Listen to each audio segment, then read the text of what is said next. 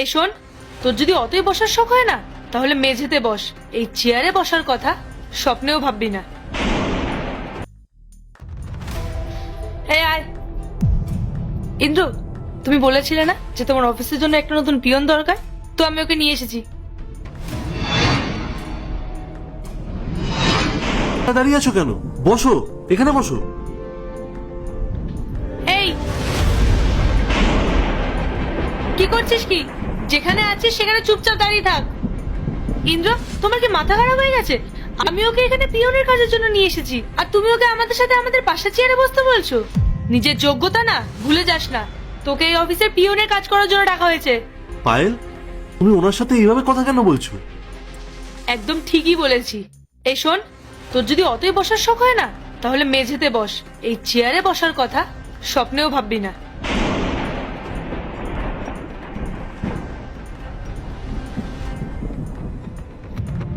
আর ইন্দ্র, তুমি এর সাথে এত ভদ্রভাবে কেন কথা বলছো? এদেরকে বেশি সম্মান দিলে না এরা মাথায় চড়ে বসে। এই শোন, আমার আর ইন্দ্রর জন্য গিয়ে 2 কাপ কফি বানিয়ে নিয়ে আয়। আর হ্যাঁ, চিনি কম দিবি। তাড়াতাড়ি যা। উফ, এদের পেছনে বকতে বকতে না মাথাটাই একদম ধরে গেল।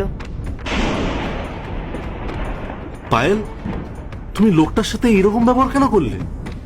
আমি ভুলটা কোথায় বললাম? আমরা কি ওকে দিয়ে ফ্রিতে কাজ করাচ্ছি নাকি? স্যালারি দেবো না ওকে? শোনো ইন্দ্র, তুমি এখনো না মানুষ চেনো না। স্যার, এই যে আপনার কফি। ম্যাম, আপনার কফি। এই 1 মিনিট, তুই 3 কাপ কফি কাকে জিজ্ঞেস করে বানিয়েছিস? দেখেছো ইন্দ্র, আমি এই জন্যই তোমাকে বলছিলাম যে এদেরকে বেশি মাথায় তুলতে না। আমাদেরকে না জিজ্ঞেস করে নিজের জন্য কফি বানিয়ে এনেছে। কি রে, নিজের সীমাটা কি একেবারেই ভুলে গেছিস? ম্যাডাম, আসলে সকাল থেকে না মাথাটা খুব যন্ত্রণা করছিল, ওই জন্য ভাবলাম যে নিজের জন্য 1 কাপ কফি বানিয়ে আনি। আমাকে ক্ষমা করে দেবেন ম্যাডাম, আমি কথা দিচ্ছি এরপর থেকে আমি আপনাকে জিজ্ঞেসটা করে কখনো কোনো কাজ করব না। আমি খাচ্ছি না, এটা আমি রেখে দিচ্ছি। পায়েল, খেতে দাও না। উনি তো বলছে ওনার মাথাটা ব্যথা করছে। ইন্দ্র, আমি তোমাকে বললাম না যে এসব মানুষদের তুমি হ্যান্ডেল করতে পারবে না? তুমি ওকে আমার উপরই ছেড়ে দাও। এই, তোর মধ্যে কি একটু ভদ্রতা নেই? তুই আমাদের সামনে এসব করছিস, আর তোকে যদি আমরা কাজে রেখে দিই তাহলে যখন আমরা থাকবো না তখন আমাদের আড়ালে না জেনে তুই আরো কি কি করবি? এক কাজ করি, তোকে আমি চাকরিতেই রাখবো না। পায়েল, তুমি তখন থেকে ওনাকে এসব কি বলছো? তুমি চেনো উনি কে? তোমার মধ্যে ভদ্রতা বলে কিছু আছে নাকি নেই? ইন্দ্র, ছাড় না, চুপ কর, আমি চলে যাচ্ছি। এই, কি বললি তুই? ইন্দ্র, তোর কি মাথা খারাপ হয়ে গেছে? তুই ওকে নাম ধরে ডাকছিস আর তুই তো কারি করছিস। শোন, তুই এখানে পিয়নের কাজ করতে এসেছিস, আর ইন্দ্র এই কোম্পানির ওনার। ও আমার হবু স্বামী। তুই যদি ওর সাথে ঠিকভাবে কথাটা বলেছিস না, না হলে আমি সিকিউরিটি গার্ডকে বলে তোকে ঘাড় ধাক্কা দিয়ে বের করে দেবো। চুপ করো। তুমি ওনার সাথে কিভাবে কথা বলছো? আজকে আমি যা কিছু হয়েছে না শুধুমাত্র ওনার জন্য। ভদ্রভাবে কথা বলো ওনার সঙ্গে, না হলে আমার থেকে খারাপ আর কেউ হবে না।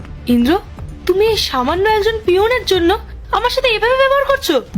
আমি তোমার হবু স্ত্রী ইন্দ্র, আর ও এমন কে যার জন্য তুমি আমার উপরে রাগ করছো? বলছি আমি।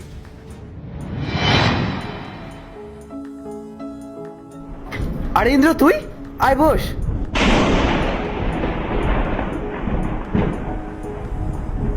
কি হয়েছে? তোকে দেখে মনে হচ্ছে তুই খুব টেনশনের মধ্যে আছিস। রাহুল দা, কি আর বলবো তোমাকে, আসলে আমি আমার পড়াশোনাটা বন্ধ করে দিয়েছি। পড়াশোনা বন্ধ করে দিচ্ছিস? কিন্তু কেন ভাই? কি আর বলি বলো তো তোমাকে, তুমি তো সবটাই জানো। আমার বাবার অত সামর্থ্য নেই যে আমি আমার পড়াশোনা সম্পূর্ণ করতে পারবো। এই জন্যই ভাবছি পড়াশোনা ছেড়ে দিয়ে ছোটখাটো কোনো কাজকর্ম করবো, যাতে সংসারে একটু সাহায্য করতে পারি। আরে ইন্দ্র, তুই এসব কি বলছিস? আরে তুই যদি এখন পড়াশোনা ছেড়ে দিয়ে এই কাজবাজের মধ্যে ঢুকিস তাহলে তুই কোনোদিনও তো স্টাডি কমপ্লিট করতে পারবি না। তারপর তুই কি করবি? কি কাজ পাবি? সেটা তোকে কোনো ছোটখাটো কাজই করতে হবে। দেখ ইন্দ্র, তোর যদি মনে হয় যে তোর কাছে কোনো টাকা নেই তাহলে তুই আমার কাছ থেকে টাকা নে, আর নিয়ে নিজের স্টাডিটা কমপ্লিট কর। দেখ, তুই যদি তোর পড়াশোনাটা ঠিক মতন করিস তাহলে গিয়ে তুই একটা ভালো কাজ পাবি। জীবনে বড় কোনো কাজ কর ভাই, এসব ছোটখাটো কাজ করে কোনো লাভ নেই। এইসব করে তোর জীবনটা আরো বেশি খারাপ হয়ে যাবে। তুই একটা শিক্ষিত ছেলে ভাই, অন্তত শিক্ষিত হওয়ার মর্যাদাটুকু রাখ। দেখো, আমি তোমার কথাটা বুঝতে পারছি, আর একটা কথা সত্যি তুমি ভাবো তো, আমি যদি তোমার কাছ থেকে টাকাটা নিও তাহলে আমি পরে তোমাকে এই টাকাটা কি করে শোধ করবো? দেখ ইন্দ্র, তোর টাকার বিষয়ে ভাবার কোনো প্রয়োজন নেই। তুই যখন একটা ভালো কাজ পেয়ে যাবি, তুই যখন জীবনে দাঁড়িয়ে যাবি, তখন না হয় তুই আমার টাকাটা ফেরত দিয়ে দিস। দেখ, আমি তো তোকে প্রেশার দিচ্ছি না। শোন, তুই পড়াশোনা কর। তুই পড়াশোনা করে যখন অনেক বড় মানুষ হবি, তখন তোর পা আমার পাশাপাশি আমারও অনেক গর্ব হবে। যতই হোক, তোমার ভালো বন্ধু বলে কথা। সত্যি রাহুলদা, তুমি খুব ভালো মানুষ গো। তুমি আমার লাইফে বন্ধু হয়ে এসেছো ঠিকই, কিন্তু তুমি আমাকে নিজের ছোট ভাইয়ের মতো ভালোবাসো। আমি তোমার এই উপকার কোনোদিনও ভুলবো না। আরে ভাই, তুইও না দাদাও বলছিস, আবার তুই উপকারের কথাও বলছিস। শোন, আমি তোর পাশে সব সময় আছি, টেনশন করিস না। তুই এক কাজ কর, তুই কালকে এসে তোর যত টাকা লাগবে তুই আমার থেকে নিয়ে যাবি। তুই তোর পড়াশোনাটা কমপ্লিট কর, বুঝলি? ঠিক আছে রাহুলদা, তাহলে এখন আমি আসছি।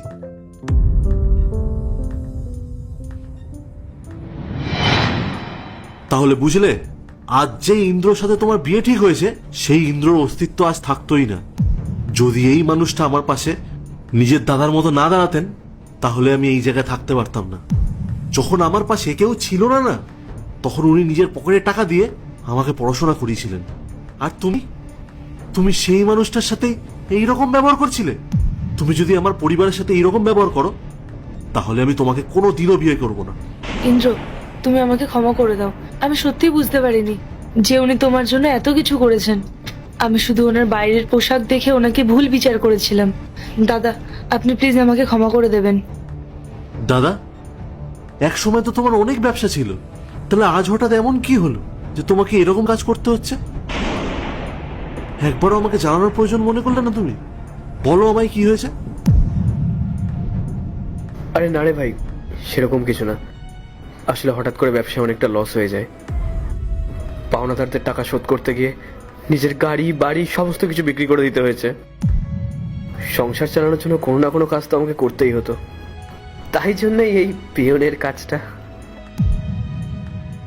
আমি এতটাই ভেঙে পড়েছিলাম যে আমি কি করব কিচ্ছু বুঝতে পারছিলাম না। আর সত্যি কথা বলতে, সবার উপর থেকে না আমার বিশ্বাসটাই উঠে গেছিল। আর আমি এটা চাইনি আমার জন্য তোর খারাপ লাগুক কিংবা তুই কষ্ট পাস। দাদা, তুমি সেই আগের মতো আজও আছো। নিজের কষ্ট কাউকে বুঝতে দাও না। যা হওয়ার তো হয়ে গেছে। তোমাকে আর কিচ্ছু নিয়ে ভাবতে হবে না, আর তোমাকে কোথাও যেতে হবে না। তুমি আমার সাথে এই কোম্পানিতে কাজ করবে, পিয়ন হিসেবে না, আমার দাদা হিসেবে, আমার পার্টনার হিসেবে। আরে না রে ভাই, এসব কি বলছিস তুই? আর কদিন বাদেই তোদের বিয়ে। আমি চাই না যে আমার কারণে তোদের মধ্যে কোনো রকমের কোনো ঝামেলা হোক। দাদা, তুমি আর একটাও কথা বলবে না। যতদিন তোমার এই ভাই বেঁচে আছে, তোমাকে আর একটুও কষ্ট করতে দেবে না। পায়েল, তুমি অন্তত দাদাকে একটু বুঝিয়ে বলো, দাদা ঠিক বুঝতে পারবে। হ্যাঁ দাদা, ইন্দ্র তো ঠিকই বলেছে। আপনি এখানেই থাকবেন আমাদের সাথে, আমাদের কোনো সমস্যা নেই। আমি আমার ভুলের জন্য আপনার কাছে ক্ষমা চাইছি। প্লিজ আমাদের ফিরিয়ে দেবেন না। ঠিক আছে বোন, কোনো ব্যাপার না। মানুষ মাত্রই তো ভুল করে। তোরা যদি খুশি থাকিস তাহলেই আমি খুশি। আরে, আমরা কি সব কথা এখানে দাঁড়িয়ে বলবো? দাদা, কফিটা কিন্তু একদম ঠান্ডা হয়ে যাচ্ছে। বসো, আজকে আমরা সবাই মিলে একসাথে কফি খাবো।